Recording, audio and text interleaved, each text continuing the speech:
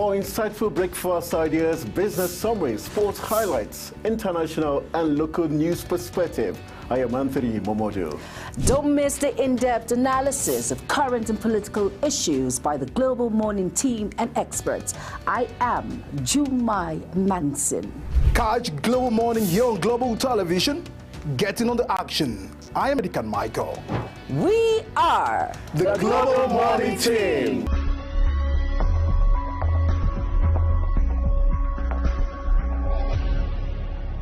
For an insightful idea that takes the center stage and the conversation that gets beyond the headlines, to explore the lasting impact of political decisions, Big Talk got you covered. From policy debates to geopolitical insights, from thought-provoking discussions to actionable insight. What is the real responsibility of government? Big Talk delves deep into the heart of the matter. Join us weekdays on Global Televisions from 6:30 p.m. for a reverting journey into the heart of politics, where we dissect issues shaping our society. With every government and introduction of new policies, businesses of all kinds and sizes seize the opportunity to evolve and redefine themselves. Business Point on Global Television is where we follow the money and put the facts and figures right in front of you. Watch Business Point every Monday through Friday at 11 a.m. as Kikelamo Okeri tracks all the latest developments across critical sectors. Business Point, this is business. Are you ready to be entertained like never before? Get ready to dive into the latest and greatest entertainment news.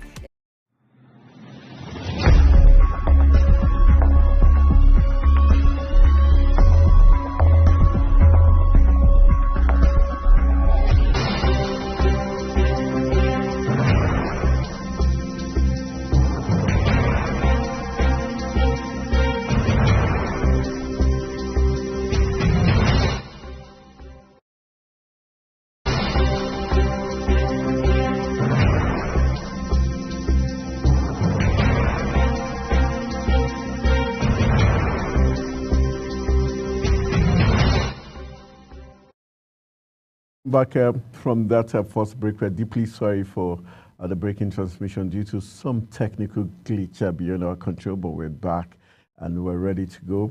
Let's hit the discuss button as we look at the issue of the increase of female inmates in Nigeria's correctional services, which has turned out to be a very disturbing development. The report. Recent report from the National Bureau of Statistics tells us that inmates has increased by 4.82% from 2022. The report also said the percentage of females in Nigerian prisons increased from 4.48% in 2021 to 4.82% in 2022.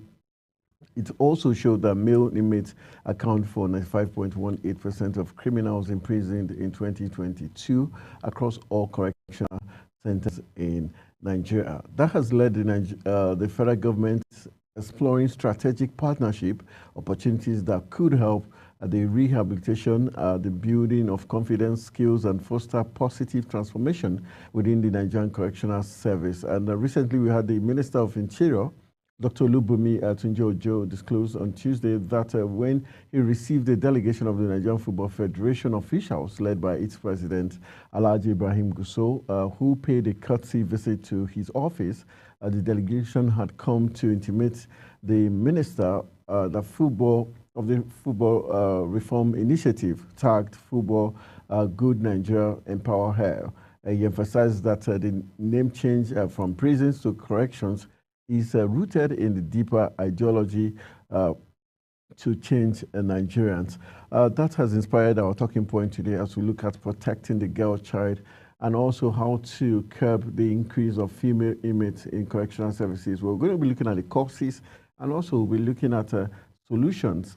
We've got in the person of Okechukwu Chibueze, who is the program manager of SAM Empowerment Foundation, to help us look at this very disturbing occurrence. First of all, we must send our greetings to the woman, Mrs. Onyeka Shola Messe, who is the executive director of Messe Foundation, who was also supposed to be here, but we got a report that she was involved in an accident on her way to the live studios. Our heart goes out to her, and we wish her a very speedy recovery as she heads to get some medical attention. All right, Chibueze, thank you for joining us in the studio and standing in on behalf of Onyeka Messe Shola. Let's look at the issue of the increase of the girl child in correctional services. We know that normally the girl child has some natural, challenges.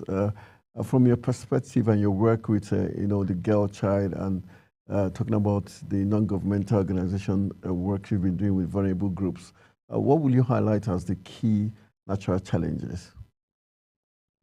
Basically, there are several issues on the top burner around that discourse. There are certain reasons why there is high increase, especially in this dispensation, where the economic stability of basically, let me use Nigeria as a yardstick. Okay. It's not encouraging, with regards to lack of employment and all the rest of them. So you could just narrow it down to several factors. There is socioeconomic factors, wherein the girl child has limited opportunity and access to employment opportunities. It gets to a high degree of frustration, and then you find most of them involving themselves in some criminal acts, and then you can as well talk about lack of access to education. So many of these people, because of poverty, don't have access to education. There are people who can't even feed once in a day, let alone paying school fees or even free tuition or tuition fees. Government has said that it's free education, but it's not without some fees and levies in the school. And then you find out that these people can't even afford what to eat, let alone paying those levies.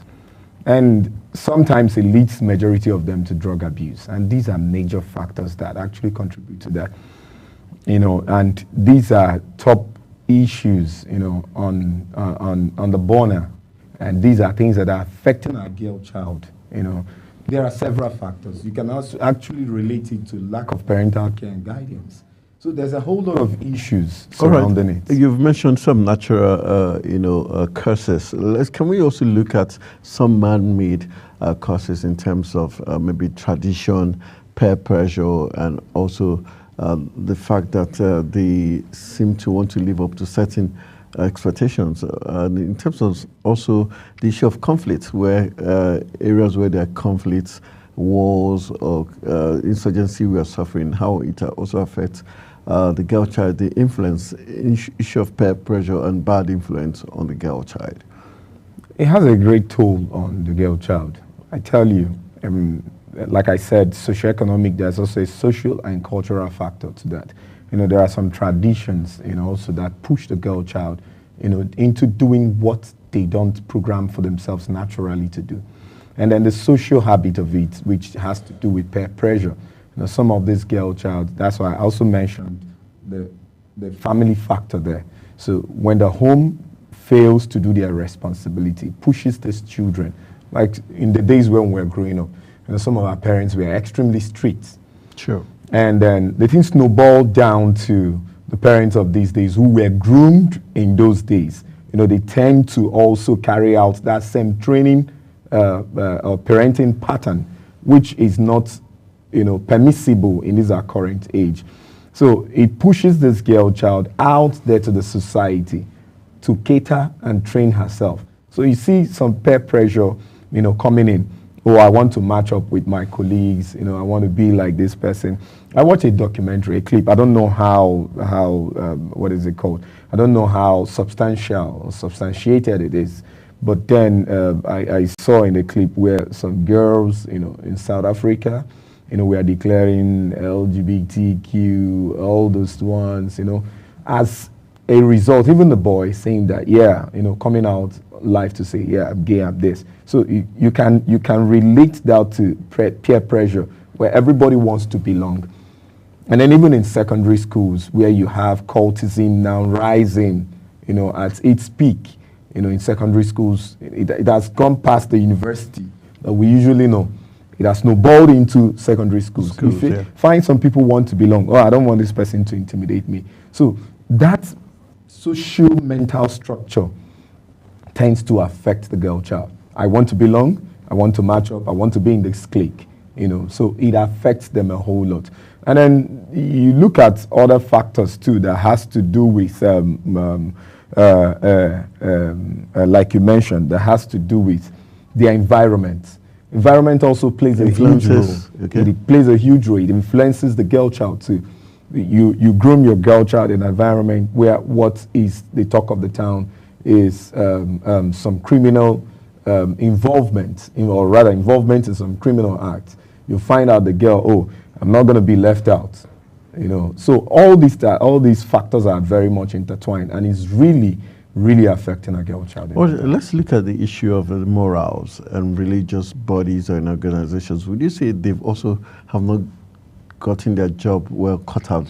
They've not also done their job well. That's why we also still see this.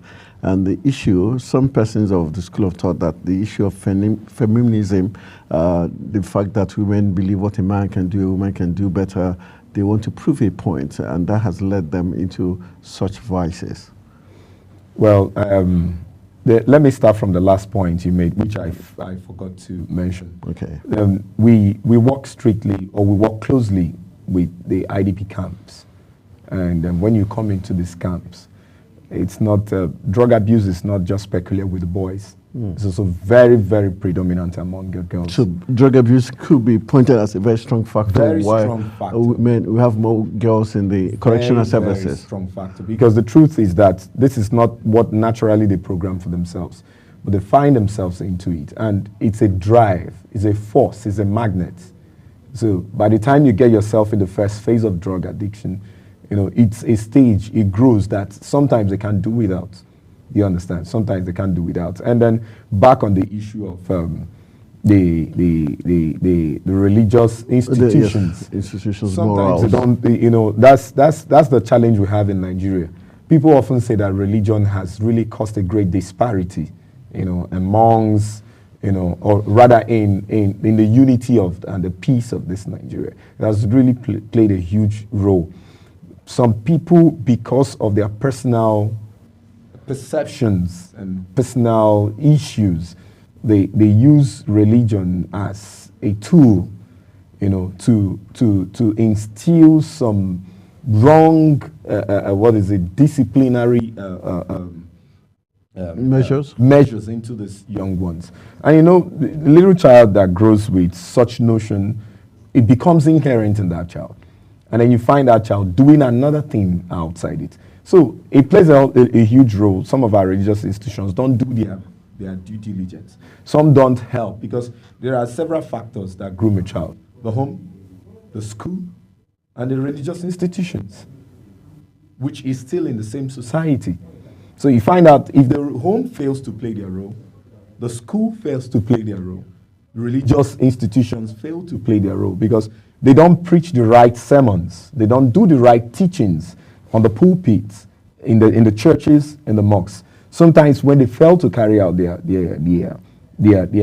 due responsibilities without bias or influence, it tends to affect the growth of that child. And then you find majority of them falling victim of going into crime acts.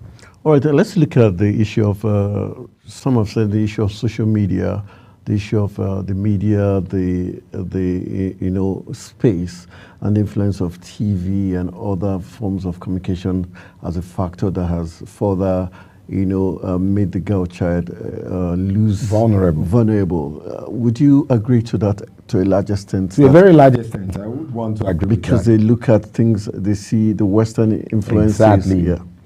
Africa itself has its own tradition. The challenge we have is that there are several factors with the media. Some persons come to the media and then they say, oh, this is that. They portray a fake life on the social media. And some of these children want to follow suit because they see it as a model, that is trending, without knowing that behind the scene, some of these people are not actually living the life they tend or they portray on their social media handles.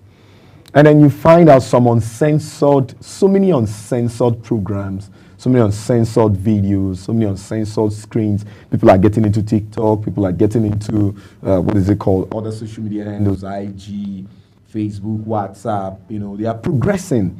And each day, some of these media platforms are coming up, social media platforms. And some of the practical things there are not censored. Unlike YouTube, you can put up anything that is pornography in nature. Do you understand? But what about others? How censored are they? And you see that these children are very vulnerable to it because this is an age of technology wherein parents also want their children to match up with other children. So by the time they give them these gadgets, uncensored, because parents also have their controls with the gadgets. Sure. But some parents don't even know how far they can go with the control. So this actually makes these children very vulnerable, very, very vulnerable, to the moral decadence in the society. And by the time they keep practicing it, you find out that it's gradually tilting towards going, to incarceration. You understand? If time is not put in the consideration of effect. Since we're still looking at the causes, would you also say the failure of, yes, you've mentioned the school, the family, and some institutions. Can we also look at the other institutions such as the police, the civil society organizations, the NGOs, the government not doing enough sensitization for the girl child, and our traditional rulers also, who seem to now focus on politicians rather than their subjects? Okay, so that's a very nice one. When we talk about institutions, it's all encompassing. There are other institutions that are also responsible, for some of this. Let's take the police, like you mentioned, or the security agencies. You find out that sometimes justice is averted, is perverted rather, right. And it really doesn't help the process. Like the case of a girl who gets raped and then that actually took us to the point of there was a time we had to train, in collaboration with some of these IPs, international partners, train the police gender unit department. Okay. Initially, they were called the juvenile sections, JWC, the juvenile and women departments. Okay. So we took time to train them. And while we were training them, in the course of the training, we understood that there are several factors that has played out, in ensuring that some of these things don't hold sway, like justice, and police also supposed to serve as a correctional point too. Okay. But sometimes when they bring some of these little girls, but you knew, so why would you get into this? This to rather accuse the girl.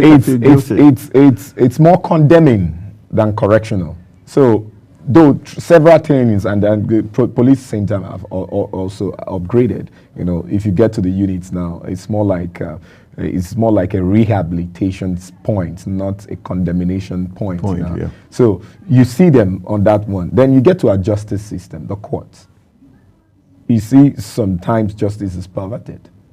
Sometimes people, because of influence, I just actually want this one to be incarcerated. And then justice will have perverted.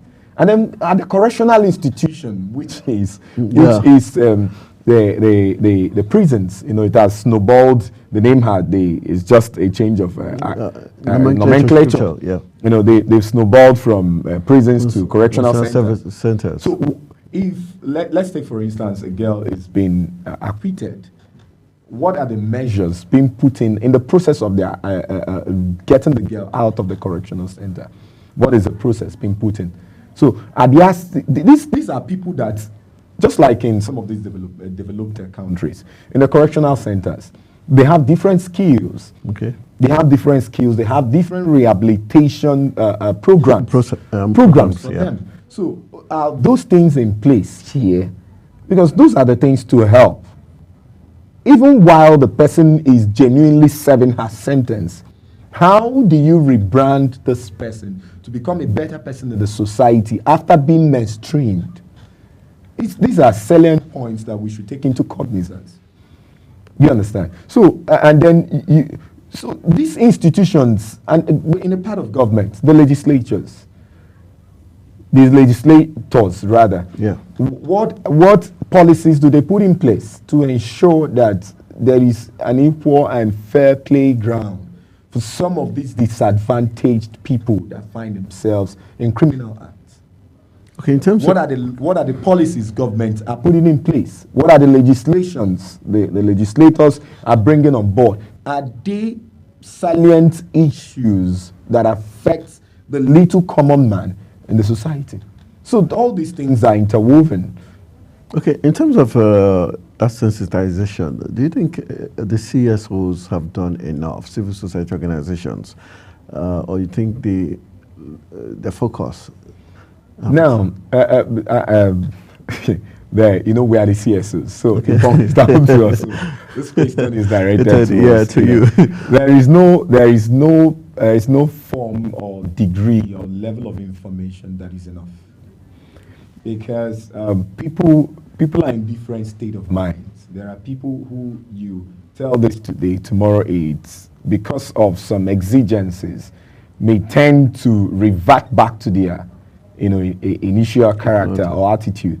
But constant, CSOs are doing, like for us, sometimes we go to communities and then we are not just targeting the urban areas, we go to rural communities. In fact, we term it to be hard to reach communities.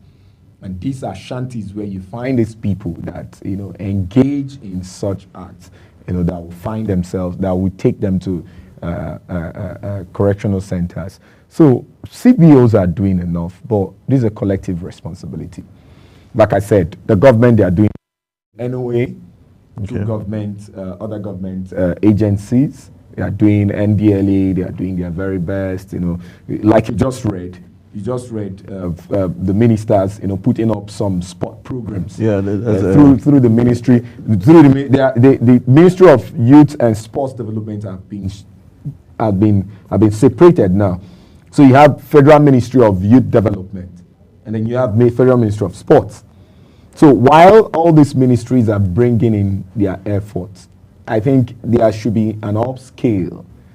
Each agencies, both the CBOs, the CSOs, CBOs, community-based organizations, the FBOs, the faith-based organizations, they have a more taxed, a more responsibility, a more role to play, because we have not covered the whole ambit as we should. So there should be more. And if I may advise, like it's not just on the rural urban region. There are shanties that people fail to go to, and that is where this crime starts from. And not only targeting the youths, the parents also are involved. There should be an organized programs for the parents as well. Because if a man fails in his responsibility in his home, it tells how the society will be. So if there is moral decadence in the home, you can tell that the society will be in disarray.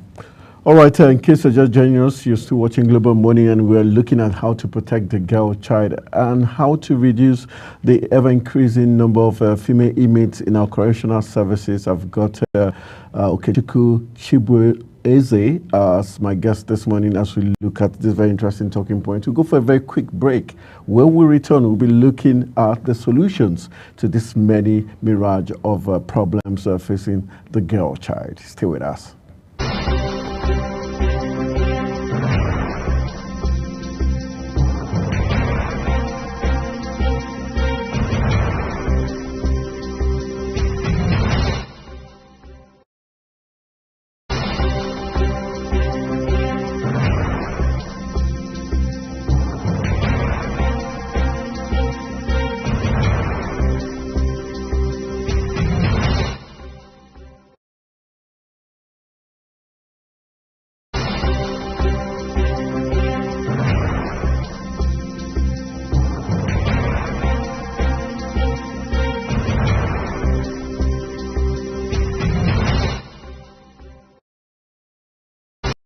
Welcome back from the break. You're still watching Global Morning, and it's now time for us to look at the solutions on how to, curb the increasing number of females in our correctional services. The Nigerian Football Federation has already taken the lead by visiting the Minister of Interior, suggesting using sports, football specifically, as a way to encourage and try to reorientate the girl child, especially those in our correctional services, so that when they come out of jail, they would not go back to the same crime that has gotten them back there. So let's look at, do you agree with the Nigerian Football Federation that using sports is a key way to, changing the narrative? And which other solutions do you think Nigerians, the families, government, the CSOs can adopt in helping us reduce the crime rate of the girl child? I've said this before, and I'll reiterate it again. The truth is that when you get someone busy, you get person off crime. When your hands are busy, you think less about the negativities or the negative aspects of whatever you intend to do. But so it's a good initiative, a very laudable one. It gets, number one is that it gets them very engaged. It gets them very engaged. And number two is that it brings about creativity. So when these children or when these teeming youths, think about, oh, I'm getting involved in this. So what can I do next? Because I think it doesn't just end into getting them involved into sports. You also create an avenue where they can think for themselves and then craft down positive ways, to take on their lives, So you find out that that's actually a very laudable one. Number one is to get them engaged. And like I've said before, government has to make some reforms in some of their policies. Yes, we know that it's free tuition, but yet there are people who can't really afford even the basic. And they find it very difficult to even afford some of these levies in school. So if there are policies that could also do that, our legislatures as are being given them, their community, their constituency projects. Okay. Majority of these monies allotted should be targeted. It should be targeted very well. Like in my office, in our foundation, we do a whole lot of scholarship programs.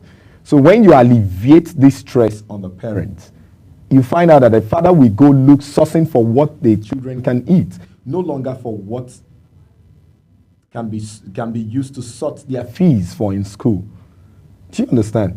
So you find out it's a collective thing. So government has their own to do. Institutions have their own to do. NGOs can scale up their activities, their interventions. What do you do for the downtrodden? Can you scale it? Scalability process. Can you scale it up and then ensure sustainability?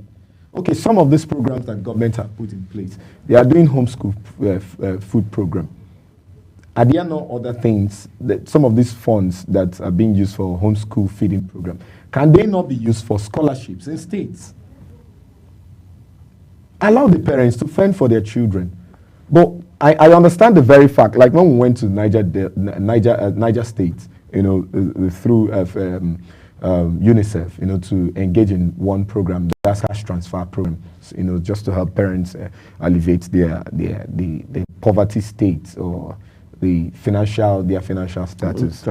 And then the homeschool feeding program was just to attract some of these children in the north that don't have that enthusiasm, that don't have the willingness, to go to school. I understand that real well. But some of these programs, the funds injected in it can actually be injected for scholarship programs and then utilized judiciously, not politically. Because some of these projects have their own political undertones. So can they detach the political aspect of it and then inject some of these funds into some of these aspects that can help the parents alleviate their suffering? Okay, let's talking about. I heard. I don't know.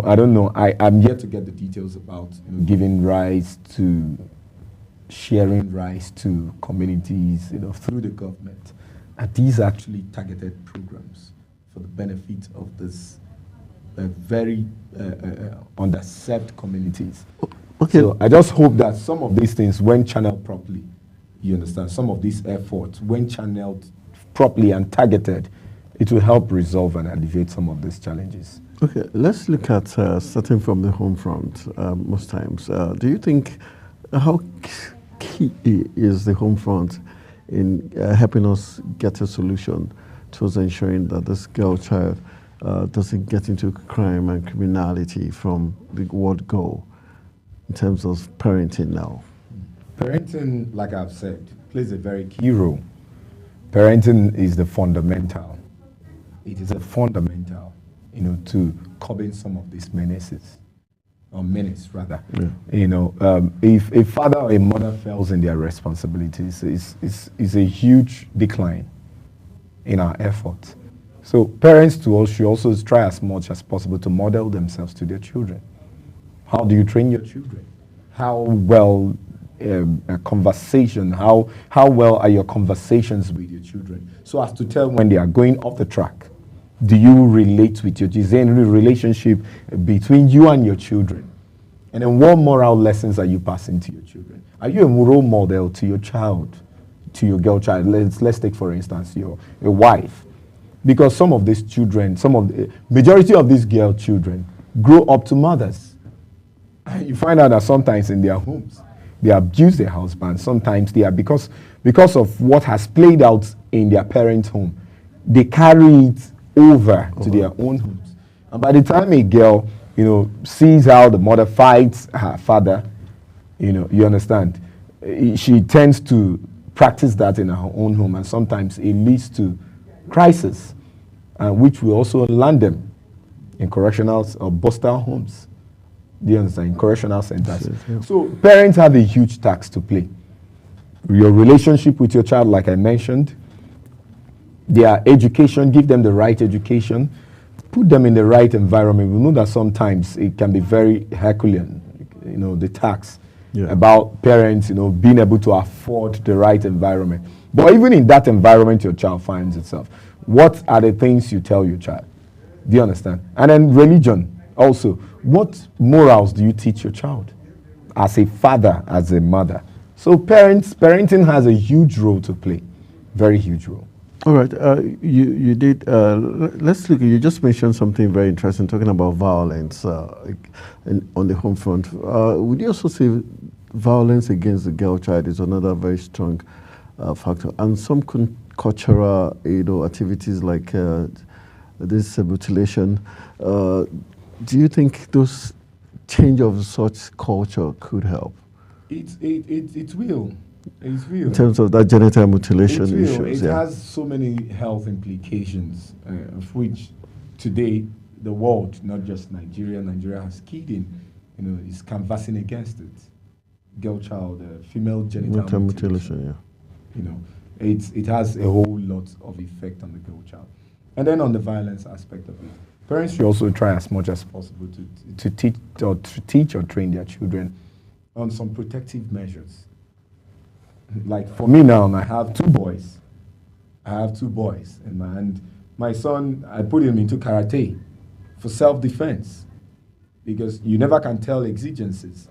I did not do it with a violent notion. I did it on a safety notion, with a safety notion rather. You understand? So there are some things, like I also train my children. There are some points in your body that is a no, don't touch, and don't touch. Right from the kindergarten stage, you start grooming your girl child. When you see someone, because some of these perpetrators, violence against the girl child, are people that are familiar with these girl children. Sure. You understand? So you start training them, when you see some of these acts, or when you see somebody coming to you, come and sit on my lap, or touching you on some of your private parts, you say no. It's a no. It's a no. My children will keep singing it at home. It's a no. Don't touch it. Don't touch it. It's a no. So when you start grooming your child, in that respect, the girl child knows, okay, I have some form of safety. My father has taught me. A friend of mine was telling me that there's this child that was bullying her daughter. So when the daughter came back, always crying and complaining, this boy always bullying me. he taught his child, that's a girl child, on self-defense. If somebody wants to bully you, save yourself. It's not for violence sake, it's for protection's sake. Do you understand? So some of these things, it deters violence against children. Because if somebody that is heavier or much more older than a girl child that is, let me say, like 10 and wants to abuse someone in 20s, there are punches that a girl child can give the person and then escape. There has been instances of even adults finding themselves in some situations. Yeah. So you train your child. Okay, let's wrap up our conversation by looking at the key roles. We've talked about this when we're looking at the causes, the key roles for judiciary, the police, these state actors to play to ensure that we have this reduction in females in the correctional services. Because if we have the lawyers or the judiciary giving the right verdict, the police doing the right investigations, some of these persons who were found guilty were ordinary innocents. That wouldn't have been the case. Okay, like I've said, it's multifaceted. The challenges are multifaceted and ways to mitigate it too. And it's not casted on stone. It's not a Herculean task. Yeah. If the judiciary does due diligence with prosecution of cases, following it diligently, not just because of any form of interest, that would aid. If our institutions, security institutions, will look at, okay, so what are the causes? There are intricacies, not just looking at the immediate cause, but there are other underlying causes that could have caused it. Trying to treat it, there are treatments to this. There are so many psychological, psychosocial, programs you can do for some of these people to avert the increase. What we are dealing with is the increase. That's a major issue, not even the act.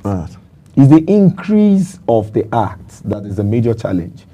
You can't extinct crime entirely, but you can reduce crime to its DRS minimum. Yeah. Do you understand? So when they put in some of these efforts, and laws making it very flexible that some of these people, there are opportunities given to them, and even at the correctional institutions, there are programs to rehabilitate the mental state of these people. All right, I want to say thank you very much. We've been talking to Okechukwu Chibueze, who is the program officer of Assam Empowerment Foundation, NGO, civil society organization right here in the Federal Capital Territory, focused on helping the vulnerable populace in Nigeria. We've been looking at protecting the girl child and also curbing the increase of female gender in correctional services across the centers in the country. We'll go for a quick break. When we return, we'll be wrapping up Global Morning. Stay with us.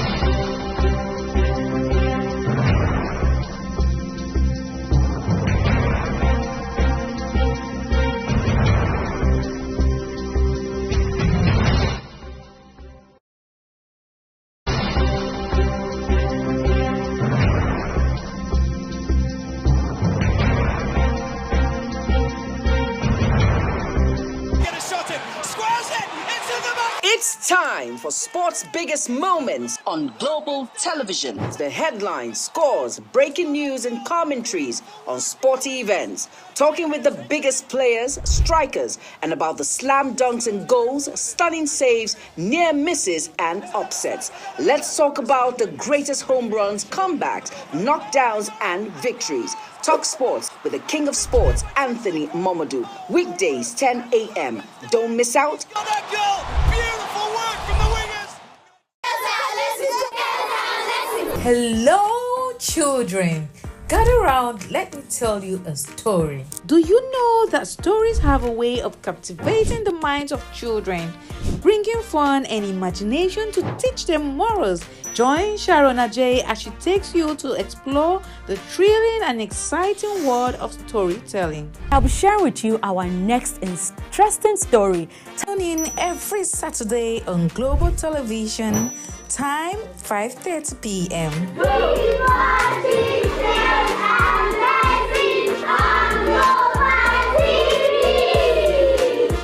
Is the desk on Global Television? Nigeria. Come join Anthony Momodu on television's most compelling and fact.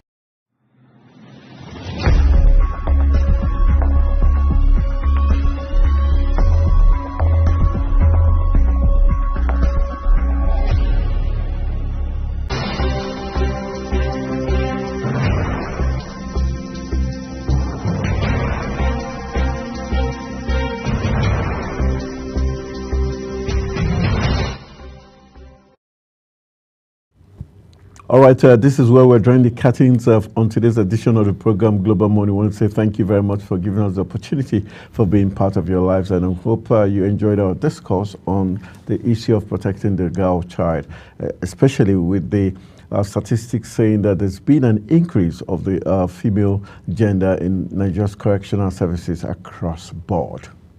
All right, with that, we have to wrap it up, and hope you have been well informed when it comes to the topics at hand, and of course the first and second discussion. And like Anthony says, this is where we draw the curtains. Join us same time tomorrow on Global Morning, while we'll be here to inform you, and a little bit of entertainment, a little bit of sporting activities and business. Remember, it's a Woman Crush Wednesday. Let a woman in a position inspire you, support the women, and of course the girl child. I am Jumai Manson. Thank you all so much for being there. Good morning. Welcome to Global Morning. The death toll from flooding. Most time our politicians just bring in policies too, for sure. Incidentally, we have several more stories. The legislature was carefully crafted to 22.2% inflation rate as of April this year. What does that say about where we are as a country? I think Nigeria has resorted to being resilient. Before you call the police station, before they even leave, they'll take permission from I don't think there's really anything on ground to improve. The struggle, the ASU strike. You have done your work and put us to the wall. We are not the slaves. I'm not a small boy. You should have given me the report. I have not seen the report.